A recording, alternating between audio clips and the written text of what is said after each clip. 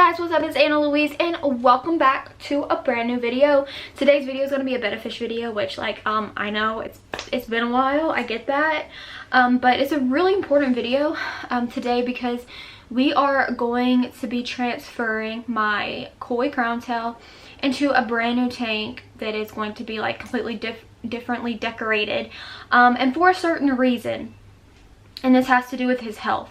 Now, he is a fighter, a strong one, and I am very proud of him, and he's really hanging in there. So to better fit his needs, I am going to be transferring him, and I will get more into that.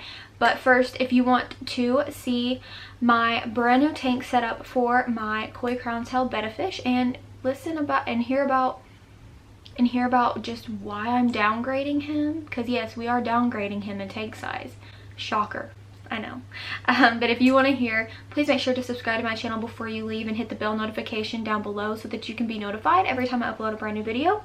That being said, let's hop right on in. So yeah, like I said, I am downgrading him, and I know like that sounds crazy, but I'm gonna be completely honest, and this is something I'd be so afraid to say. I feel like in my younger years of the YouTube world, when I first got started and blew up with my betta videos, I don't think that every betta fish has to have a huge tank. I think that there are exceptions because certain things needs to fit the betta fish's needs. For instance, my beautiful Nemo koi crown tail Lasso, who is named after the show Ted Lasso. If you haven't watched it, please take my recommendation and go watch it, please. It's on one of those streaming services, I forget which one, but go watch it.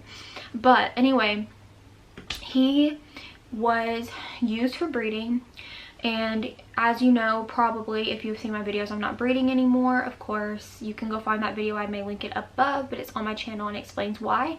But he was the fish that I was using, and breeding can be very hard on them.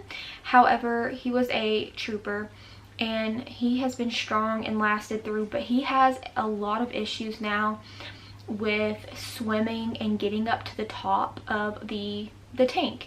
He's in a 10-gallon tank. He has a sponge filter and a heater set properly to 84 degrees, and he still has his problems.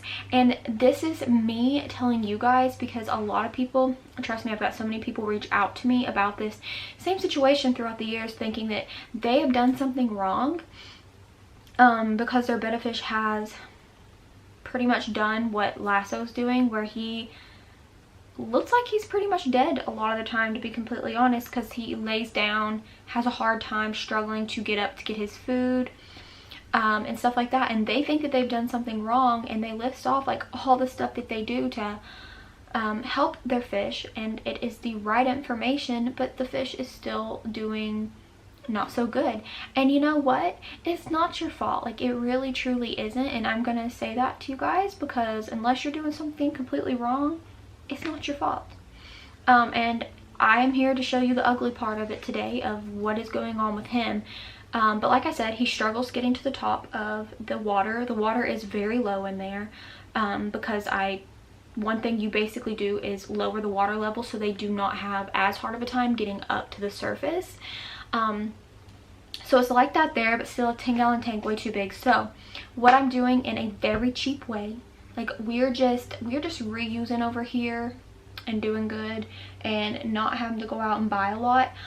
I am just reusing a 3.5-gallon tank, I believe, from Top Fin, and with just some older decorations that were already sitting in it, and we're just gonna roll with it with that for now and see how he does. I also went out and bought a brand new bottle, or bag if you will, of aquarium salt, because aquarium salt is really good for the overall immunity and health of the betta fish. I know a lot of people think that salt would only be for saltwater fish, but that's not true. So that's what we're gonna do, and we're gonna go ahead and do it now. But I wanted to preface why we're doing it, because he's struggling and sometimes it just happens. Okay, so let's go do it. Okay guys, I thought I would do a little bitty voiceover here. All I'm doing is basically putting the aquarium salt and mixing it up in water. Please, please, please make sure it's the chlorinated water with no chlorine, or it'll kill the fish. It is 1 tablespoon per 5 gallons, so I'm doing like a little bit kind of less than a tablespoon since this is for a 3.5 gallon. But that's what I'm doing right here, and I'm just like mixing it up. Obviously I made a little mess, but It's okay. That's the aquarium salt I use. I just got it from Walmart. Super cheap. There is Lasso. The tank looks awful. It got so... I don't know if it was because of the less in water or what, but it looks gross. Promise it was cleaned. And yeah. Also, I know I preach naturalistic themes for my tanks, and I agree. Like, natural's the way to go. However, I am just reusing this, and that was what was already in it, mixed with a couple of seashells I got from the beach. But this is really just a test to see if hopefully he can get better, and then I can always change it later because I definitely do not like the tank. I think it's ugly, but it's accessible. Let's put it that way. So I just poured the mixture in, and here's Lasso laying down like he does. He kind of always lays on his side, but he is very, very good at still coming up and getting his food, and he does still move around the tank. It's just a lot less often than, you know, a normal non-sick Betta would do. And I say non-sick very lightly because he's really just, I don't know, old, tired. It's just, you know, a lot. But I think that this is going to be good for him, and I'm really excited to see how it works and then change the way this tank looks later because ew. Alright, you guys, I really hope you enjoyed this video and seeing Lasso, even though he is in the condition that he's in.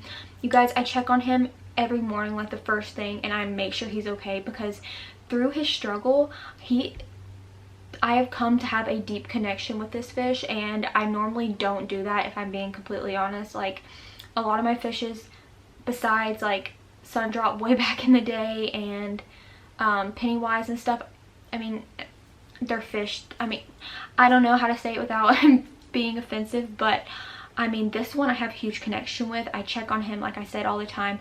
When I feed him, I make sure he gets that food, and I am always worried every morning that he'll be worse, but he has been such a trooper, and I'm really hoping this new tank setup will be good for him. We're going to test out the water levels. We're going to see just how good he can get up there and see where we need to adjust it to, but I really think the smaller tank is going to be better for him overall. And of course we have him that salt and everything too, which is good for their health. So I'm going to test it and I'm going to see, and I'll keep you guys updated. But I hope you enjoyed this video. If you did, please make sure to give it a big thumbs up and subscribe to my channel. Oh, but first I want to say thank you to my Patreons, as always. Jeremy, Maddie, Davis, Mercy, Janae, Casey, Vicky, Vanessa, thank you guys from the bottom of my heart for being a patron. And now please make sure to give this video a big thumbs up and subscribe to my channel before you leave. I make all different types of content, like a wide variety, so come join the family. I would greatly appreciate it. You can do that by hitting my face or right up here, and you can watch another video by clicking right over there. It would mean the world to me if you would do so, and I hope you have a great day or night or whenever you may be watching this, and I will see you guys in the next one. Bye.